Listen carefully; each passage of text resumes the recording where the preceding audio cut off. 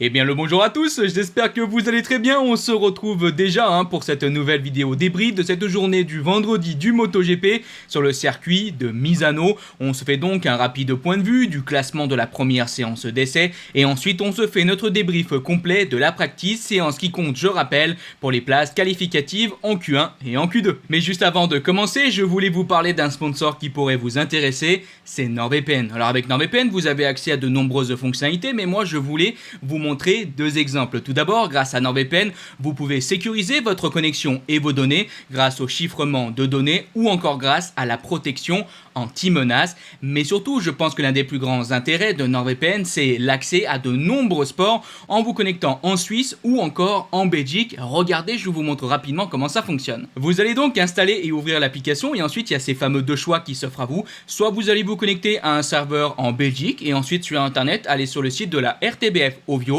soit vous allez vous connecter à un serveur en Suisse et sur internet aller sur le site de la RTS. Voilà, c'est pas plus compliqué. Maintenant, comme d'habitude, pour ceux qui voudraient justement avoir plus d'informations, il y a un tuto en description qui vous montre étape par étape comment tout ça fonctionne. Et pour terminer, dans cette description ou encore en commentaire épinglé, vous avez aussi mon lien NordVPN qui va vous permettre d'avoir de très grosses promotions sur les abonnements d'1 an ou encore de 2 ans, avec en plus des mois gratuits offerts. Je vous rappelle que vous avez aussi la garantie satisfait ou remboursé de 30 jours, donc n'hésitez pas à aller voir tout ça. Donc bref, un grand merci à NordVPN d'avoir sponsorisé cette vidéo et un grand merci à tous ceux qui s'abonneront ou qui se sont abonnés avec mon lien, ça permet évidemment de soutenir la chaîne. Allez, on est parti pour notre débrief. Et comme pour la vidéo débrief du vendredi de la semaine dernière, on va commencer par une très rapide partie actualité parce qu'on a pu avoir quelques officialisations justement avant ce week-end. Et tout d'abord, on va parler de l'accord entre la Dorna et la FIM qui a été reconduit jusqu'en 2060. Oui, vous avez bien entendu, ça fait un bon bout de temps. On va donc avoir cet accord à long terme qui va garantir les droits de promotion de tous les championnats du monde FIM qui vont donc être gérés par la Dorna jusqu'en 2060. Bref, je pense que c'est pas une news complètement inattendue. Maintenant, 2060, c'est sûr que ça fait très loin. On verra bien comment tout ça évoluera, comme j'aime bien souvent dire. Autre officialisation qu'on a pu avoir, c'est la signature chez Yamaha Pramac. J'allais dire Ducati Pramac, mais non. Je rappelle que Yamaha Pramac sera donc l'équipe satellite du constructeur japonais la saison prochaine en 2025. Et on a donc appris l'officialisation d'un nouveau pilote et c'est tout simplement Miguel Oliveira. Pas de grosse surprise, on en a déjà beaucoup parlé sur la chaîne. Oliveira était donc attendu et on devrait aussi avoir, je pense assez rapidement, l'officialisation d'un autre pilote et ça devrait être normalement Jack Miller. Alors attention, pour l'instant ça, du point de vue donc de l'Australien, ce n'est pas encore sûr. Mais bon, d'après les rumeurs, ça devrait être Oliveira et Jack Miller. En tout cas, officiellement, ça y est, Oliveira va changer de marque et signer chez Yamaha. On verra bien ce qu'il pourra donc réaliser chez le constructeur japonais. Ça va être, je pense, quand même un sacré défi. En tout cas, son expérience va sûrement pouvoir aider peut-être Yamaha à progresser plus rapidement. Et on sait que le constructeur japonais a besoin de ça. On verra en 2025 ce que ça donnera sportivement. Voilà donc à notre très rapide tour des quelques actualités qu'on a pu avoir. On rentre donc maintenant dans le débrief de ce week-end avec ce rapide point de vue du classement de la première séance d'essai, cette séance de mise en jambe. Premier, on retrouvait Jorge Martin, suivi de Marc Marquez, Paul Espargaro, qui était là en tant que pilote wildcard pour KTM, qui est là en tant que pilote wildcard pour KTM, suivi ensuite donc de Franco Morbidelli, Fabio Quartararo, Aleix Espargaro, Brad Binder, Francesco Bagnaia, Maverick Viñales et 10e pour compléter le top 10, Pedro Acosta. Bon, comme d'habitude, je rentre pas plus dans les détails de cette séance parce que elle ne compte pas pour les places qualificatives. On va donc maintenant justement directement rentrer dans le débrief de cette deuxième séance, la practice. Et là, on a eu de très beaux chronos. On entame donc le top 10 avec, pour moi, le constructeur of the day. Et c'est donc, entre guillemets, sur ces terres, Ducati, qui de nouveau est très très performant lors de cette journée du vendredi. Et oui, on retrouve donc aux 5 premières places 5 pilotes Ducati. Et lors de cette practice, on a seulement 4 pilotes qui sont arrivés à rouler en 1.30. Et c'est aussi donc 4 pilotes Ducati. On va commencer par le premier, c'est donc Francesco Bagnaia, un Pecco qui est donc allé chercher un très bon chrono, 1.30 685. Je rappelle que le record de la piste, c'est 1.30 390. Donc Pecco a vraiment très très bien roulé. Lui qui est encore, on va pas dire blessé, mais voilà, il a des douleurs par rapport rapport à son accident évidemment de la course du dimanche en Aragon. Donc on n'a pas un Pecco à 100%, pourtant il a vraiment réalisé une très belle journée et donc de très beaux chronos. Ça annonce souvent la couleur. On sait que quand Pecco est très bien le vendredi, souvent ensuite il arrive à dérouler et à montrer évidemment toute sa vitesse.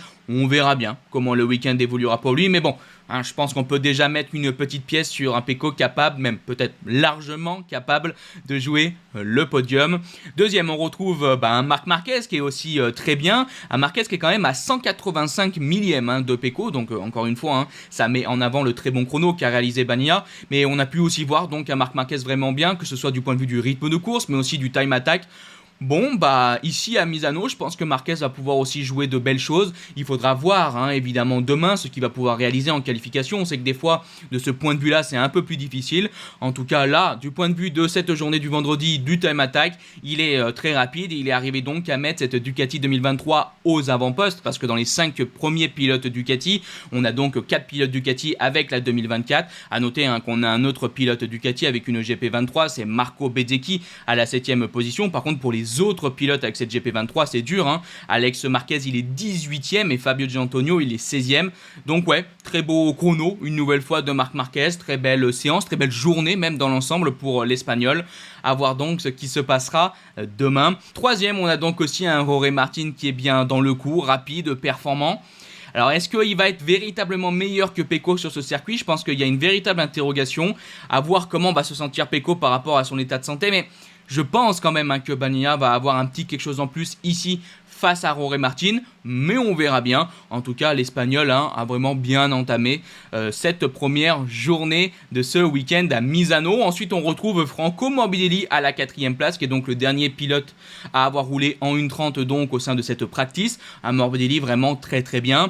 Alors, je me répète tout le temps, mais je vais quand même le redire. Ça souligne une nouvelle fois la progression de Morbidelli ces derniers temps.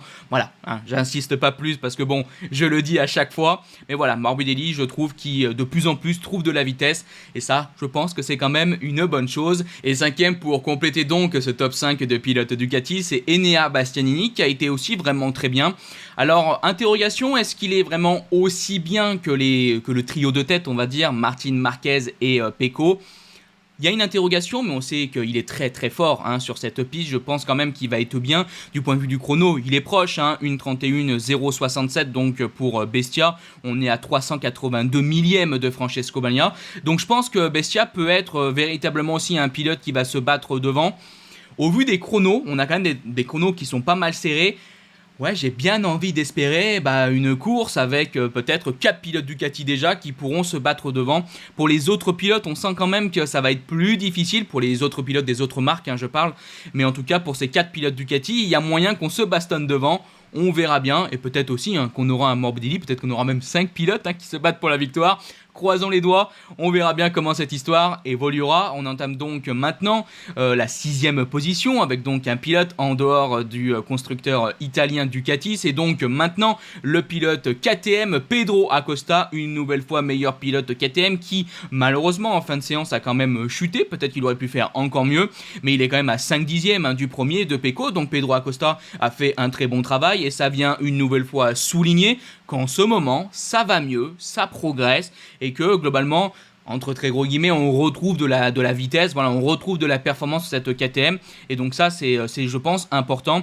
Du point de vue des pilotes KTM, on a aussi Jack Miller qui est dans ce top 10 à la 10ème place, donc belle performance pour Miller. Malheureusement pour Brad Binder, on est exclu de ce top 10 à la 11ème position, donc ça coup dur pour Binder. Et on a aussi donc dernier pilote KTM, Augusto Fernandez à la 19ème position. Bon, malheureusement comme d'habitude pour Augusto Fernandez, on est assez loin, on est même très loin.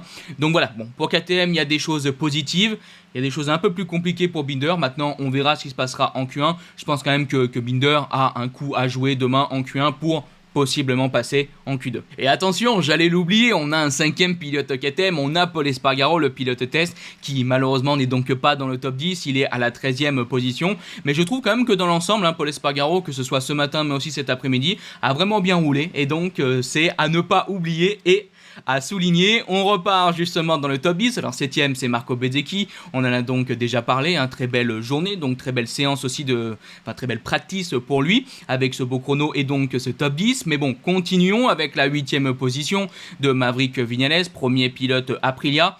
Peut-être que j'imaginais un peu mieux Aprilia, moi personnellement. Après ces derniers temps, je vous avoue que souvent, hein, je me dis qu'Aprilia vont peut-être être un petit peu mieux. Et malheureusement, ça rame un peu plus. Bon, après, j'imaginais peut-être pas Aprilia, voilà, totalement aux avant-postes, mais bon, 8ème, ça reste quand même performant, il faut quand même le souligner. On est dans le top 10, le job est fait, évidemment, pour Viñales. On verra demain ce qu'il pourra faire donc en qualification. Mais voilà, pour Viñales, ça reste quand même, je pense, une note très positive, disons-le. Par contre, pour les autres pilotes Aprilia, c'est plus compliqué. Aleix Espargaro a malheureusement chuté et va donc terminer 12ème. Et pour les pilotes Trackhouse, c'est pareil, on est loin. Hein. Miguel Oliveira, 14ème. Et Raúl Fernandez, 21ème. Bon, coup dur quand même pour les autres pilotes Aprilia. Voilà, j'aurais peut-être envisagé voir Aprilia être un peu mieux ici, surtout pour les pilotes d'usine. Mais bon, c'est comme ça, on verra bien comment tout ça évoluera une nouvelle fois. Je la dis souvent cette expression, hein, je la dis souvent.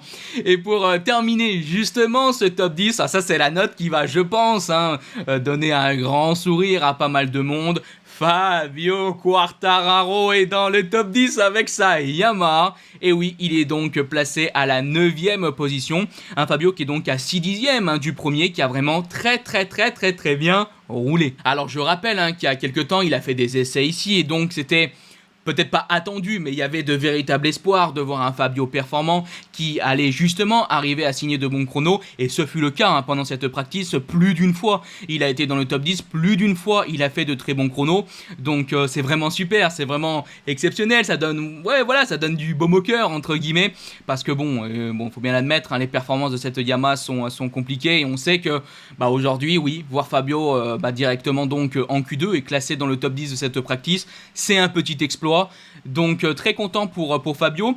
Je pense que là ce qui lui manque encore un peu là, c'est de la performance dans le dernier secteur. On voit qu'il perd pas mal, parce qu'on arrive à peu près 2 dixièmes à la fin du 3e secteur, mais quand on attaque ce dernier secteur, ce 4e secteur donc, on prend souvent encore 2 dixièmes, voire 3 dixièmes dans la tête, et ça c'est un petit peu dommage, parce que je pense que vraiment Fabio, s'il arrive à trouver quelque chose, si Yamaha arrive à trouver quelque chose par rapport à ce dernier secteur, on peut être encore mieux, et on peut, je pense, viser encore plus haut.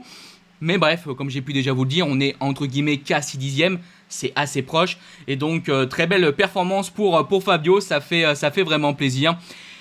Bon, après, on va se le dire tout de suite, en sprint et le dimanche, même pour la qualification, ça sera peut-être difficile, il faudra voir. De toute façon, c'est soit Fabio va arriver à continuer sur ses bonnes notes et a encore quelque chose à grappiller, arriver à trouver encore un peu de vitesse, à progresser, et là on peut envisager vraiment encore de meilleures choses pour le français, mais on sait souvent que c'est l'un des problèmes de cette Yamaha, on arrive assez vite à son potentiel max, et donc on a du mal à progresser au cours du week-end.